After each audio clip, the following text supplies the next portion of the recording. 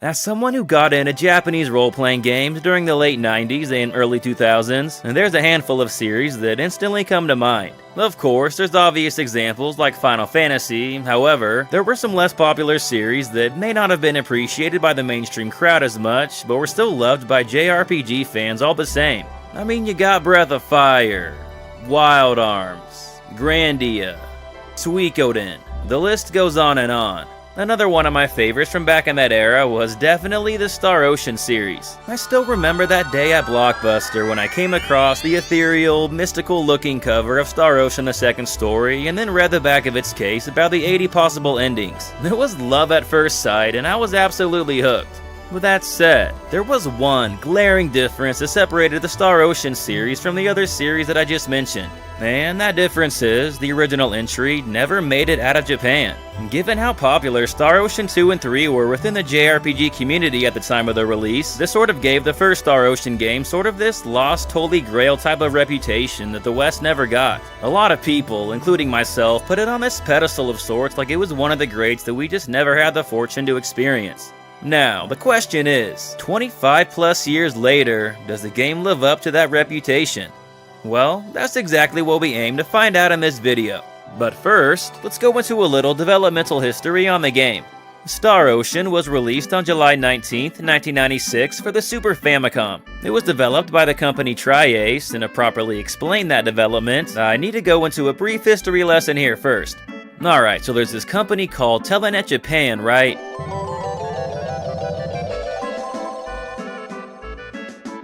In that company, there was a subsidiary called the Wolf Team. They developed all types of random games at first, but not really RPGs. They never really saw a lot of success, unfortunately, so after some restructuring within Telenet in 1993, a lot of people would leave the Wolf Team, only leaving a handful left. Of these remaining members, there were three very important names. Those were programmer Yoshiharu Gotanda, designer Masaki Norimoto, and director Joe Asanuma. Yeah, I'm just gonna apologize once for any name mispronunciation in this video. I'm sorry. Anyway, for the next game, the remaining members of the Wolf Team decided to set their sights on an RPG. They wanted to approach Enix as a publisher, however their parent company, Telenet Japan, took matters into their own hands and struck a deal with Namco instead. Apparently, Namco wanted to change a lot of things about the game, like changing the title from Tale Fantasia to Tales of Fantasia, and many others. This ended up causing a lot of conflict and dispute within the company, so after the release of Tales of Fantasia, a lot of the Wolf Team would go off to form their own team, Triace. This included Yoshiharu, Masaki, and Joe that I mentioned earlier. Three aces of the Wolf Team, hence the name Triace. Because these three worked on Tales of Fantasia, naturally a lot of elements from that game made it over to Star Ocean. Well, I guess it was actually just Yoshiharu and Masaki that played huge roles on that game, as Joe ended up being replaced as the director, which is also part of the reason of why they left to form their own company, Triace. That aside though, a lot of the same team from Tales of Fantasia did indeed work on Star Ocean, which is why the games have an abundance of similarities between them. As is obvious to tell by the footage, graphically and presentation-wise, the games look extremely similar. They sound pretty similar as well, as Motoi Sakuraba would compose the OSTs for both games. The concept of time traveling is also prevalent in both game stories. Not only that, but they also incorporated unique forms of action RPG combat combined with more traditional JRPG exploration. However, while the battle systems were pretty similar in nature, their execution was quite different. Tales of Fantasia's battle system was strictly 2D, allowing the player to move only left and right, whereas in Star Ocean's battle system, you could also move up and down. Combat wouldn't be the only aspect that Star Ocean would expand upon. Some of the designers on Tales of Fantasia felt that the item and skill systems were a little bit too generic, so they wanted to deepen those mechanics for Star Ocean and flesh them out quite a bit more. What was also expanded upon was, well, the entire cartridge itself. Along with Street Fighter Alpha 2, Star Ocean is one of the only two games on the Super Famicom to make use of the SDD1 chip. This compressed the game's graphics and map data, allowing it to store more than any other RPG on the system. It also featured a flexible voice driver which allowed for voice clips at the beginning of the game and during battle. So yeah, graphically, audibly, and data-wise, Star Ocean pushed the console to its absolute limits. It would not be a stretch to call this the most technically impressive game on the entire system. Unfortunately, like I mentioned earlier in the video, due to poor sales, Enix had stopped publishing games in the West by this point, so Star Ocean never made it out of Japan. Well, until the PSP remake in 2007 using Star Ocean 2's engine, but this video is not about that version, just the OG only. While the OG never got an official English release, it did get a fan translation many years ago by the team DJAP. That's the version I'll be playing for this video. I remember in the late 90s, in the early days of emulation, there were some SNES games that didn't work on emulators because they used special chips that developers hadn't figured out how to emulate yet. One of these chips was the SDD one. It is used to decompress massive amounts of sprite data. Thanks to this chip, they were able to accomplish the incredible feat of releasing Street Fighter Alpha 2 on the SNES. This port is far inferior to the original arcade version, but it's still quite impressive to see this game on the SNES. The only other SNES game to use the SDD1 chip was Star Ocean. The crazy thing is that since this game was released on July 19, 1996, when SNES emulation was just starting to become a thing, Star Ocean was still a relatively new game. I remember tinkering with emulators like Z-SNES and SNES 9X around 1998 or 1999. So being so new and using such a rare chip, I guess it was to be expected that Star Ocean hadn't been emulated yet. Heck, transparencies weren't even emulated in SNES games back then. Then, sometime in the early 2000s, Star Ocean finally worked on emulators. And it wasn't long before it got an English translation patch. DJAP's English patch, released on December 31st, 2003, still holds up incredibly well today. And if you've seen some of my previous videos, you can guess that this game is right up my alley, and that I've already played a lot of it. I even started to make a tool-assisted long play of it, which I never finished. You can watch the first 90 minutes of this long play on my YouTube channel if you're interested. Who knows, maybe one day I'll finish this long play. Making long plays of RPGs is extremely time-consuming. This is one of the reasons why when I review RPGs, I usually use screenshots instead of gameplay footage. Also, taking screenshots of video games is something I enjoy doing. I like this game so much that I even played it once from start to finish without using save states, just like on a real Super Famicom. So it goes without saying that I really love this game. Therefore, the goal of this video is to share my love for Star Ocean with the world. It's also an excuse to play it again and try to take some cool screenshots. But if you just want to know if this game is worth playing, the answer is a resounding yes. This game is very accessible nowadays since its PSP remake, Star Ocean First Departure, has been remastered and re-released on PS4 and Nintendo Switch as Star Ocean First Departure R. But maybe because I grew up with the SNES, I prefer the graphics and music of the original SNES version. Still, the remake is perfectly fine, and maybe I'll review it someday. But today we're going to look at the original 1996 version that kicked off the amazing Star Ocean franchise. When I booted up the game, the first thing I noticed besides the beautiful title screen was how good the music sounded. The mixing and mastering of the music in Star Ocean is so good that it feels like you're listening to CD quality music. I guess they knew how good the music was, because they even included a sound player with features like equalizer presets. And it's pretty cool that the player is encrusted in a rock, like an artifact from a bygone era. And without spoiling anything, it's in line with the story of the game. Then, when you start a new game, the first thing you get to do is name the main character. The default name is Radix Ferenc, and this is the name I chose for my playthrough. After naming the main character, you are treated to a fully voiced intro. Even though they are in English, they are so compressed that I had trouble understanding some parts, and had to look online for the transcript. Still, this is pretty impressive for an SNES game. The first sentence is Captain's Log, Stardate 346. This is a direct reference to Star Trek, which seems to have been a big influence on this game.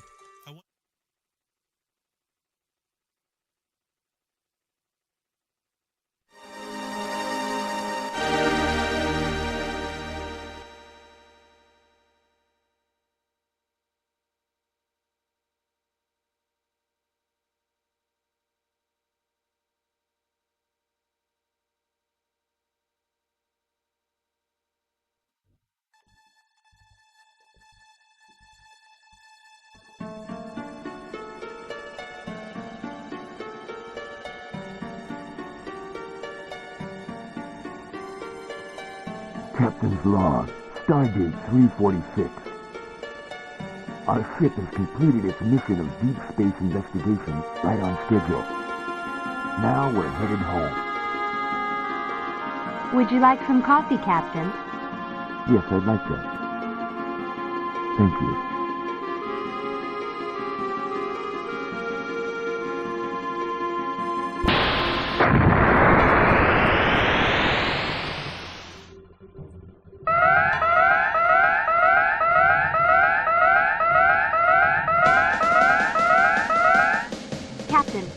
We just picked up a huge amount of unidentified energy. Where? Mark 301.209 in Sector Gamma. Reservoir section? Get it on the screen. An enormous shockwave is approaching. Shield the ship.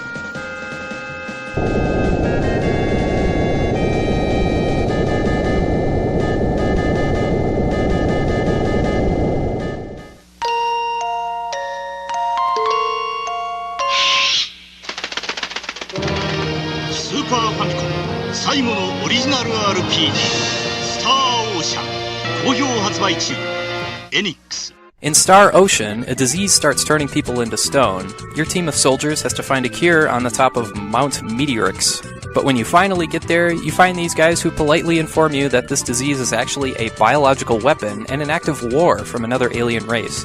So we all hop on a spaceship and cruise around the galaxy to find a cure. What really makes the story stand out in Star Ocean, though, is the private action mechanic. It's entirely optional, but when you show up to any town, your party can split up to gather town gossip, which can potentially trigger larger events in the story, and sometimes even cause two particular characters to have a closer relationship. Which leads to really cool stuff, like having an increased attack power out of rage if your friend is defeated in battle. It's really an amazing feature that adds a ton of depth to the gameplay. The battle system is real-time, but not quite like Secret of Mana or Zelda. It's an interesting hybrid between the usual RPG battle engine and real-time top-down battles. You can have up to 4 party members in battle, which causes some good fun and chaos, but you only control one player at a time. And the computer AI isn't exactly the best when it comes to controlling the other characters. But yeah, Star Ocean is well worth checking out just to experience the private actions mechanic. It's very cool.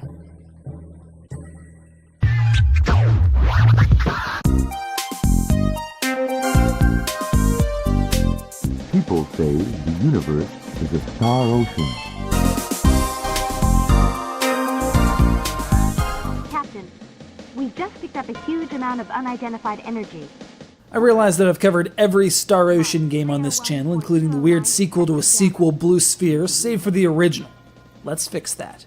Triace's first project after liberating themselves from Wolf Team in the wake of Tales of Phantasia, Star Ocean features a similar sort of action-centric RPG gameplay with rich skill development and item creation systems, a stunning Motoi Sakuraba soundtrack, intricately detailed sprite art, and the kind of swords and symbology setting that makes for a smashing 16-bit RPG. And then it takes all those things and tries to be Star Trek.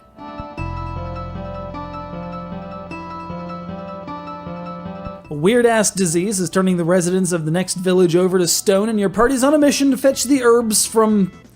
Wait a minute, 2 folks from a nearby spaceship just beamed down and told you that the herbs, they do nothing. Everyone's gonna turn to stone, and your only hope is to retreat to outer space and try to find an antidote. Turns out the virus responsible was taken from the Archfiend, defeated in the demonic wars 300 years ago, and he's... well, defeated, so everyone's screwed.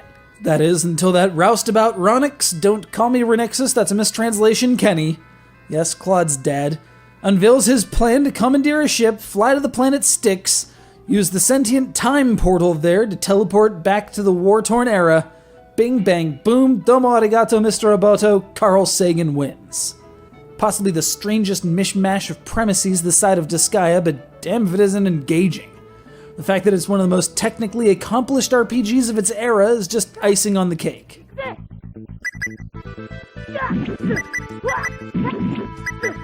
If you're familiar with the second story, Star Ocean's PS1 sequel, the first to make it to the States, most of the mechanics are going to be familiar, if a bit lower tech due to the generation gap. You're still in free-form, active time battles with a menu for changing tactics or using items on the fly. You've still got item creation derived from innate talents and skills you unlock with cash and develop with points earned at each level up.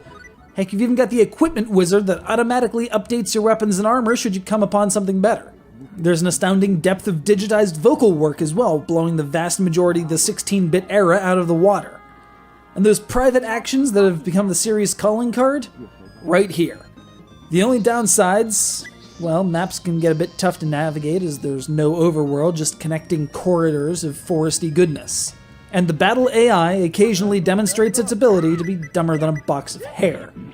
But despite all that, this is the game that drove me to pick up a razor blade and a pair of hedge trimmers and import mod my SNES in the first place. It may not be perfect, but it certainly merits investigation. I guess that's somewhere around 80 points.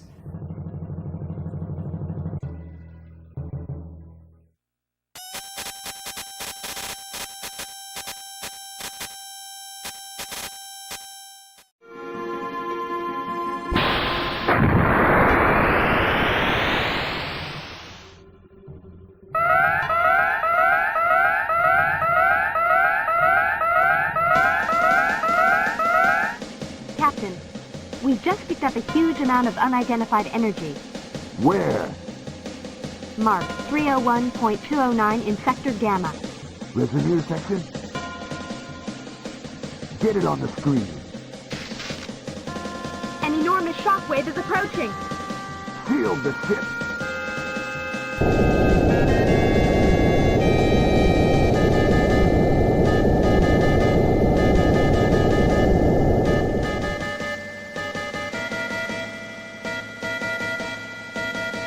What the hell?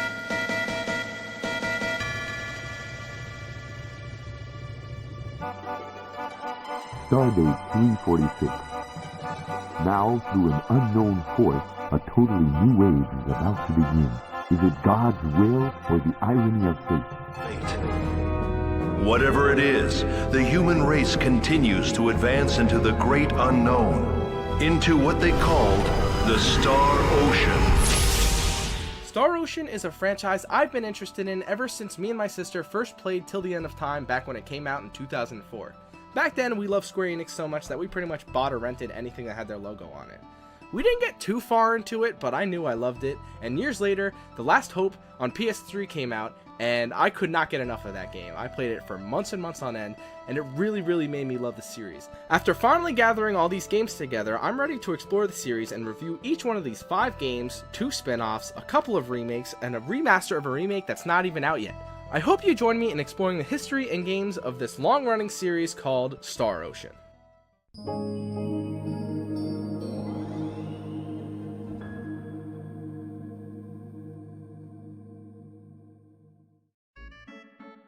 The original Star Ocean for the Super Famicom was developed by Triace. Triace was founded by former members of Wolf Team, the developers behind the Tales of series. Well, they used to be before they got merged with Bandai Namco Games. The 3 aces that make up the Triace name are Yoshiharu Gotanda, a programmer and now current president, Masaki Norimoto, a game designer, and Minoru Asanuma, who was the president but now no longer seems to work there. However, he did direct the first 2 Star Ocean games, so he's super important. They were unhappy with the way development went for Tales of Fantasia, so they left Wolf Team to create their own studio. They wanted to make a game akin to Fantasia, but with better gameplay mechanics and a deeper story. They also wanted to include multiple endings by making the choices the player makes in the game matter. Inspired by Star Trek, they decided to go with the space setting for the game, though once you actually play the game, the space stuff is put mostly in the background. Since the fantasy setting was so huge in the 90s with JRPGs, they wanted to make sure they didn't alienate RPG fans. The game mostly takes place on one planet with a couple of scenes in starships and various other space things. The game pushed the Super Famicom to the limits. It's 48 megabytes of data and included a special chip in the cartridge which helped it store even more data. Additionally, it also included a technology called the Flexible Voice Driver, which allowed for voice clips to be compressed and added into the game.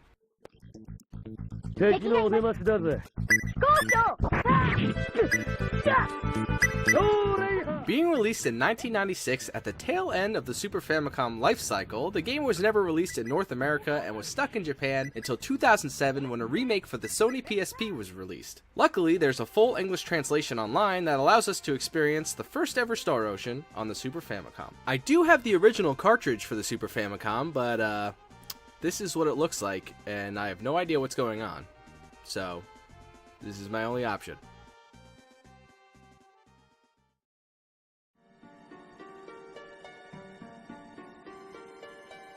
Captain's log, Stardate 346. Our ship has completed its mission of deep space investigation right on schedule.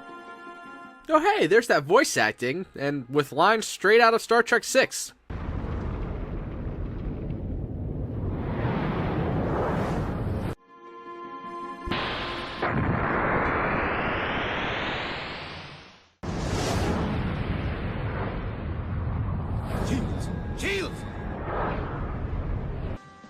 the ship. That's copyright up the wazoo.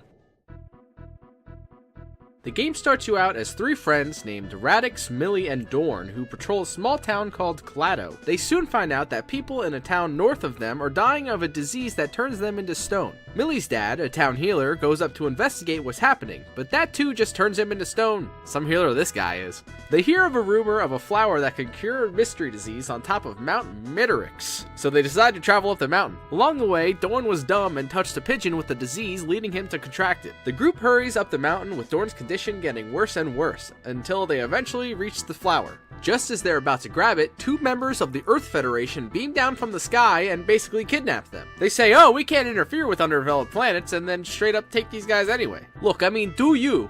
But that's just straight up redundant. Side note here, can we talk about the next dialogue icon? Side note here, can we talk about the next dialogue icon? It's a planet, that's pretty neat. Anyways, the Earthlings named Ronixus and Iria take the Fellpool, oh, by the way, their race is called the Fellpool, they're like cats or something, up to their ship, which is totally against the Underdeveloped Planet Treaty, by the way, and inform them that their species is dying due to the Lazonians, whoever they are. Apparently, they're a race who the Earthlings are at war with, but also apparently aren't, because 2 scenes later, they're all like, oh bro, it wasn't us, some dude was forcing us to battle you. Apparently they attacked because the Fellpool have some special type of blood that could create a powerful weapon somehow. I don't know. Anyways, when Dorn finally succumbs to the disease, they run a test on him to help find a cure, but they only find out that the source of the disease would have the only cure they could make. The disease apparently comes from a literal demon king named Asmodeus who was killed 300 years ago on their planet. This game takes place in the future, so you can bet your bottom dollar they have time travel, so they travel back in time 300 years to stop Asmodeus. However, Iria is dumb and trips on the way in, which somehow leaves the groups completely separated. Now they have the goal of getting everyone back together again and saving the Fellpool race by destroying Asmodeus, picking up some new party members on the way. This is pretty stellar stuff, but we'll get back to the story later. For now, let's talk about some game mechanics. Just like Tales of Phantasia they worked on beforehand, this game is an action RPG. Battles are random and take place on a 2.5D plane. However, unlike most action RPGs, you can't move around freely, which just feels weird. Instead, you press the A button, choose who you want to target, and the character automatically runs up to the target and hits. What's really weird though is when you're targeting, time doesn't stop. You can easily get hit when you're trying to strategize who you're targeting, and some enemies hit like a truck. When you're trying to protect your allies, you instead either get killed or the ally gets killed. The only time the enemies are paused is when you're in the scroll wheel menu, which only ever happens for items or running away from battles. And even though there's more options, they never unlocked for me, so I'm not really sure what they do. There's also a chance at blocking, though I think it's random. There's no button for it. I think it uses the evade stat to determine whether or not you block, but that's just pure guessing on my part, considering the manual's in Japanese, and I don't read Japanese. To make the game more exciting than just pressing A million times, the developers added specials you can perform by pressing the L and R button. There's 2 specials you can equip to each button: long range and short range. Just as the name suggests, the long range specials are done when the target is far away, and vice versa for the short range. Each character gains new specials every few level ups, so there's always something new to equip to characters. Some characters, however, don't get regular specials and instead learn magics such as Earthgrave and Ice Needles. Unlike regular specials, these mages aren't limited to only 4 and can use whichever spell they want at any time using the scroll wheel. Since you can only control one character at a time, the other characters are controlled by AI, and you can only use the main character, Radix. You can control the AI's battle strategies by setting their tactics. Character tactics are specific to which class you are, such as the melee fighters getting tactics like use all your strength and protect allies, while magic users get concentrate on healing or give us the advantage. These tactics are useful when you want to keep an ally safe or when you're trying to conserve your MP. Unfortunately though, this isn't perfect. When there's only one enemy on the screen, your allies will more than likely just stand there and watch while you completely mollywop the enemy. And if you put on protect yourself as a tactic, your ally just stands there even though there's multiple enemies on the screen. Like yeah, you technically are protecting yourself, but you're not helping. There's also the problem that if you die as the main character, you literally can't do anything. You have to watch your teammates mess everything up while you just sit there dead and lifeless. All you can do is use the run option on the scroll wheel menu, and that's it. And the allies will not resurrect you with the life bottles or a spell. They just let your lifeless corpse sit there, and in extreme cases, you get a game over, and if you didn't save, you're shit out of luck. You could...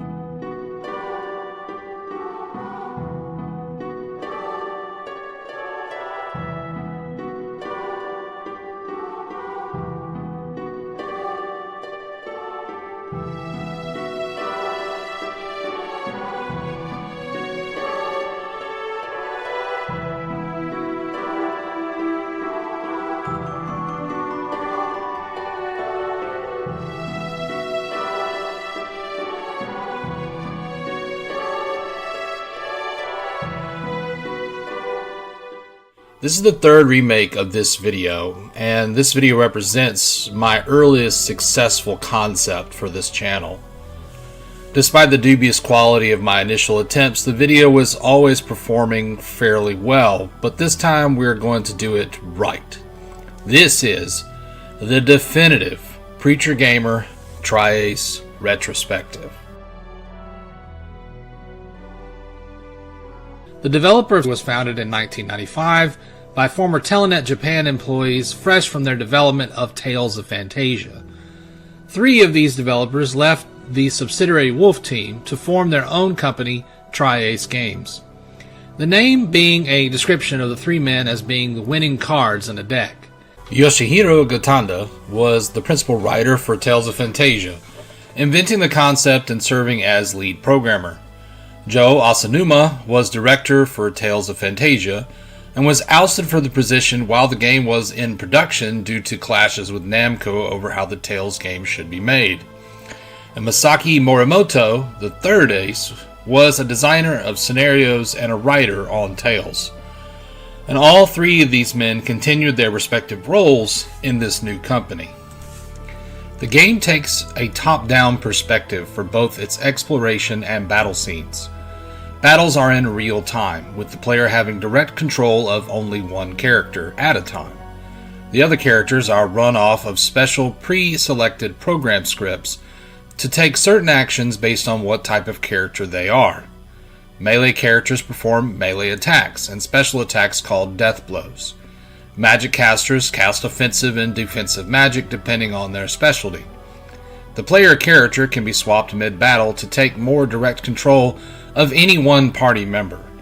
Other actions can be taken, such as using items that are metered by the implementation of cooldown bars to keep the player from spamming certain actions.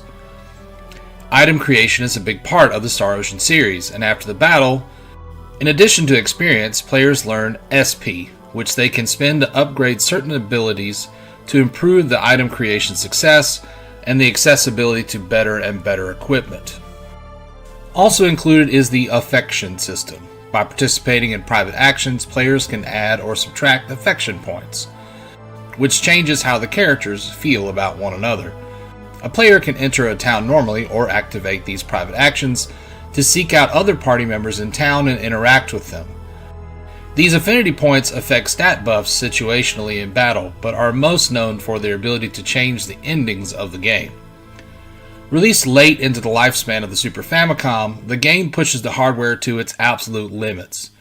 Released on a large 48 megabit cartridge and making use of the S0DD1 chip in the cartridge in aid of decompressing data. This essentially meant the game was bigger than 48 megs and had to be compressed to fit and then decompressed on the fly to run. The only other game to use this chip was Street Fighter Alpha. The game also contained a flexible voice driver, which allowed for the compression of sound to store numerous voice clips. Depending on the situation, characters may have different voice lines that play before and after battles, based on context of the moment. Released July 19th of 1996 in Japan, the game was never released in North America. Enix of America had closed its doors a year prior due to poor American sales, and Nintendo passed on publishing rights in favor of focusing on the coming soon Nintendo 64.